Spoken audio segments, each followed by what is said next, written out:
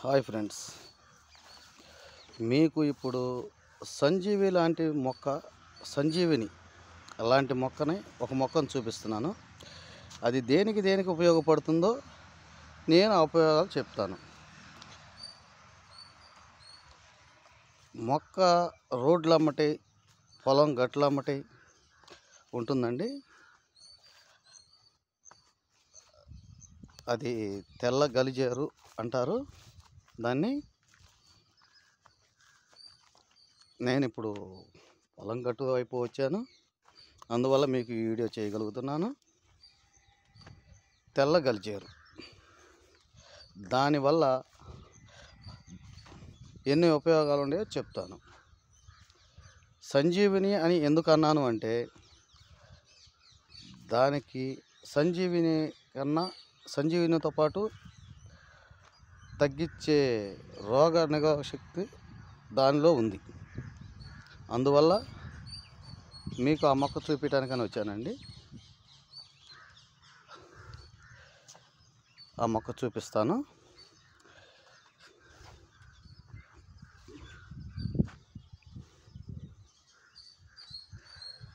ఇక్కడే ఉందండి మొక్క. అది కొంచెం బాగాలేదు, వేరే మొక్క చూపిస్తాను.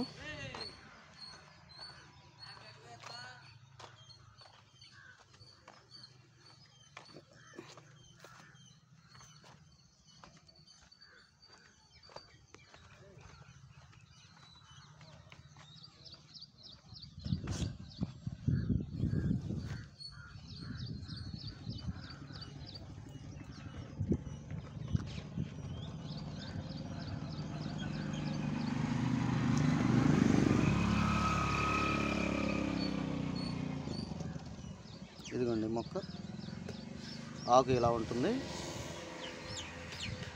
ఈ ఆకు చూసారు కదా, ఇదేనండి. పిచ్చి మొక్క, గడ్డి మొక్క అనుకొని మన ఇళ్ళ దగ్గర పెరిగినా సరే పీకి పడేస్తాం. ఇదిగోండి మొక్క, ఇంకా ఎక్కువగా కూడా ఉన్నది. దీన్ని తెల్ల గలిజేరు అంటారు. దీనిలో కూడా ఎర్ర గలిజేరు అనే ఆకు ఉన్నదండి.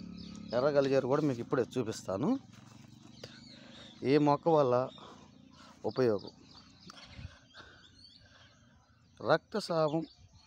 రక్తం తక్కువగా ఉన్న వాళ్ళకి, రక్తం ఎక్కువగా కావాలి అనుకున్న వాళ్ళు, ఇదిగోండి మొత్తం ఇదేనండి తెల్ల గలిజేరు. ఇది మొత్తం తెల్ల గలిజేరు అండి. ఇది తెల్ల గలిజేరుకి కాండం వచ్చి ఇదిగో తెల్ల గలిజేరు కాండం వచ్చేసి ఇలా తెల్లగా ఉంటుందండి. తెల్ల గలిజేరు. అలాగే ఎర్ర గలిజేరు చూపిస్తాను మీకు. ఇదిగోండి, ఇది ఎర్ర గలిజేరు. దాని కాండం వచ్చేసి మీకు ఇదిగోండి ఎరుపు రంగులో ఉంటుంది. ఇది ఎర్రగా ఉందండి. ఇది వచ్చేసి ఇది తెల్లగా ఉందండి. ఈ రెండు కలిపి చూపిస్తాను. ఇదిగోండి ఎరుపు, తెలుపు. ఇది పప్పులో గనక మీరు రోజుకి 2 గుప్పెళ్ళు శుభ్రంగా ఆకులు కోసి కడుక్కొని పప్పులో కానీ సాంబార్లో కానీ కలుపుకొని మీరు తినటం అలవాటు చేసుకుంటే, రక్తం తక్కువగా ఉన్న వాళ్ళకి రక్తం పడుతుంది. కిడ్నీ సమస్య ఉన్నవాళ్ళు దీన్ని తినటం వల్ల కిడ్నీ సమస్యలు పోతాయి. ఏదైనా చెడిపోయిన పార్ట్స్ ఏమన్నా ఉంటే అవి మళ్ళీ ఉత్పత్తి అవ్వటానికి ఈ ఆకు బాగా పనిచేస్తుంది. అందువల్ల దీన్ని సంజీవిని మొక్క అని అంటారు. అలాగే దీని వేరులు తీసి శుభ్రంగా కడిగి ఒక గ్లాసు నీళ్ళల్లో వేసి ఆ వేడి నీళ్ళల్లో దించి ఆ వేడి నీళ్ళని తీసుకొని తాగినట్లయితే రే చీకటి అనేది పోతుందండి. అలాగే ముఖం మీద మచ్చలు ఉన్నవాళ్ళు ఆ వేడి నీళ్ళతో ముఖం కడుక్కుంటే ఆ మచ్చలు కూడా పోతాయి.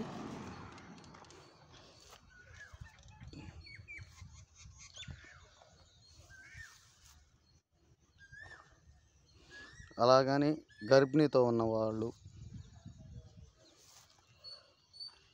పిల్లతల్లులు ఈ ఆకు తినకూడదండి. ఇది కొంచెం జాగ్రత్తగా గుర్తుపెట్టుకోండి. గర్భిణీ స్త్రీలు పిల్లతల్లులు తినకూడదండి. గర్భిణీ స్త్రీలకైతే గర్భిణీ ఇబ్బందిగా ఉంటుంది, పిల్లతల్లులకి ఇబ్బందిగా ఉంటుంది.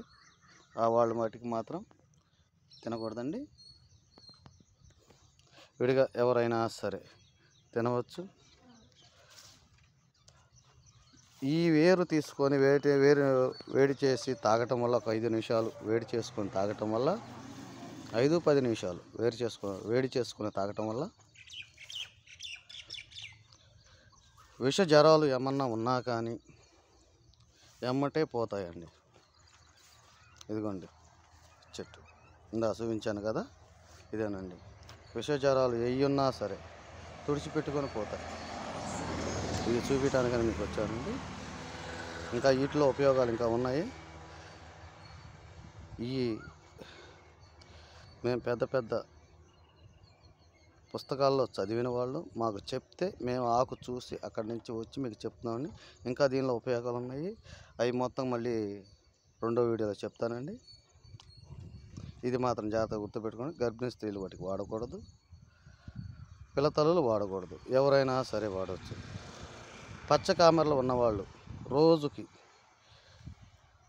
ఒక గుప్పెడు ఆకులు తీసుకొని ఉగ్గిన్న అంటారు కదా, ఆ ఉగ్గిన్నలో పసరు పిండుకొని ఆ పసరు పాలల్లో కానీ మామూలుగా కానీ తాగినట్లయితే పచ్చకామెరలు అనేది పోతాయండి. పచ్చకామెరలు అసలు ఉండవండి. అట్లా 3 వారాలు మాత్రం చేస్తే పచ్చకామెరలు అనేది అసలు కనపడవండి. ఇది బాగా గుర్తుపెట్టుకోండి. ఉగ్గిన్న మాత్రమే తీసుకొని పిల్లలకి పాలు పడతారు కానీ ఆ ఉగ్గిన్నతో పసర తీసుకొని ఆ పసర తాగినట్లయితే పచ్చకామెరలు రావండి. ఇదిగోండి చెట్టు, గుర్తుపెట్టుకోండి. సరే, ఇంకా కథమా వీడియో చేస్తున్నాను. రెండో దానిలో మీకు వివరంగా చెప్తాను ఇంకా ఏమేమి ఉపయోగాలు ఉన్నాయో. ఉంటాను.